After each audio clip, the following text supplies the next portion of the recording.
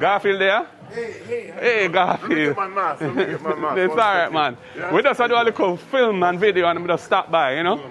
Yeah, so as you can see, this is, yes, Papa, heal the man them. Heal them, yes, a king. Yeah, man.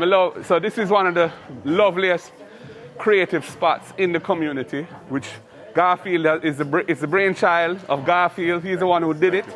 And he's created this space where the clay, for which Trenchtown and Rosetown are famous, is used to create craft items, which are sold to hotels and gift shops, yes, etc. Yes, and Garfield is good at networking, and he has built out a very good business, and he helps the community a lot as well. Youngsters come here and they enjoy visiting, and they learn a little bit about pottery and all that, right? They learn about their culture also, and where the clay actually comes from is actually right here in the community. Yeah. And that's a big thing for the youths, them to know that, you know, where they are is something significant to the community and to their future, you know. Yeah, and that's what brings people to the community, and they have something that they can show back to the wider, you know, nation of the country, that they're doing something from the resources from the community. Yeah, man. Yeah, man. That's where so Garfield is an original from here,